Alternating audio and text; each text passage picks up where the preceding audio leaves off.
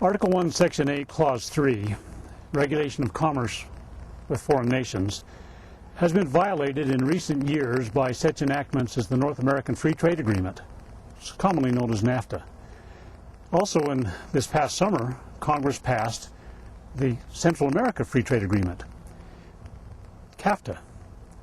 Those enactments delegate authority to regulate commerce with foreign nations for this nation to international bodies in violation of the United States Constitution.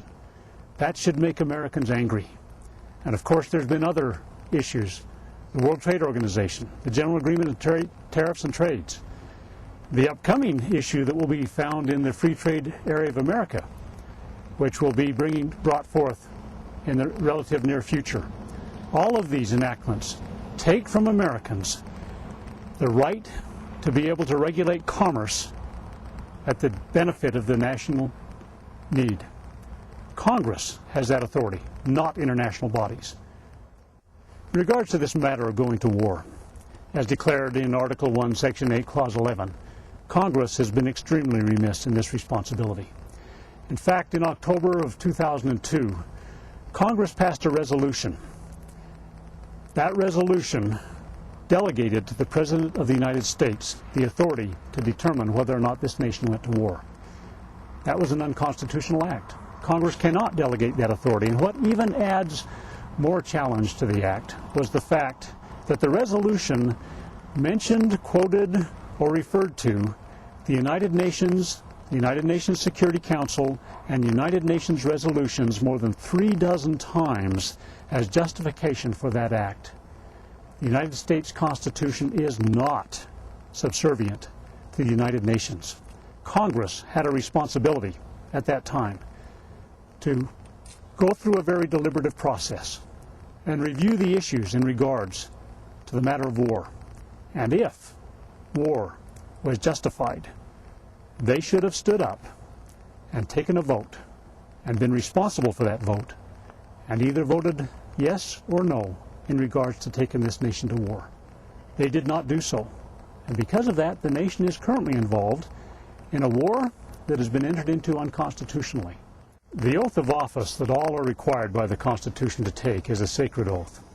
When George Washington took it the first time, as he was administered that oath as he began his office of presidency, he ended it with the words, "So help me God," asking that God's assistance be involved in his fulfillment of his duties. Many today, unfortunately, take that oath, it would seem, and set it aside and carry forth as though they had never read the Constitution.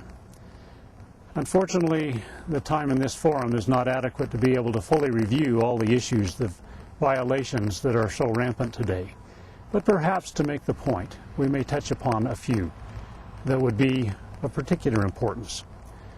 Article 1 is the section of the United States Constitution that, in essence, is the job description for those that sit in Congress, both the House and the Senate. Article 2 is the President's job description. Article 3 describes the powers of the judiciary.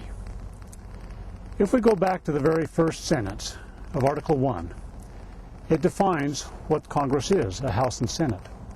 But even before that, it makes a very specific statement.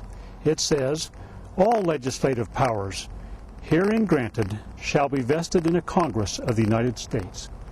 All legislative powers. No other branch of government has the authority to create legislation. Unfortunately, in the United States today, approximately a third of the laws are created constitutionally through the House and Senate.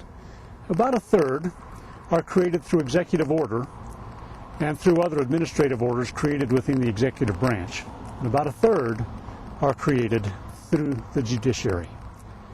Those laws that are not created by the means stated within the Constitution are of necessity unconstitutional.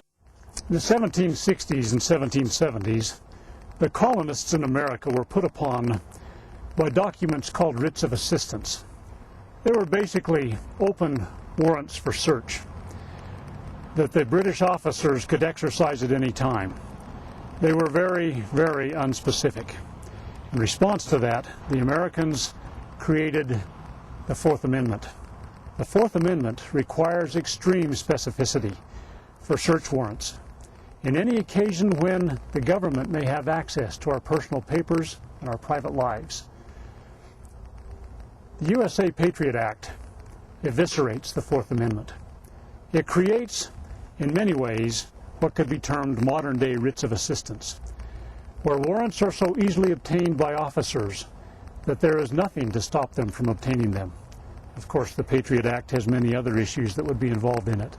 Most Americans, if they had read it, would be appalled to think that they have allowed these God-given rights that were protected so perfectly by the United States Constitution and our wonderful Bill of Rights have been set aside so easily by those who sit in office.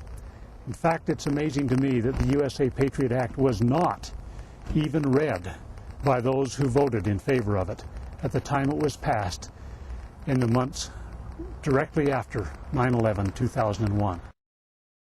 Americans should be appalled today that America has become the greatest debtor nation in the world. Our national debt ceiling was recently raised by Congress to $9 trillion, a huge number. Perhaps this will put it in perspective.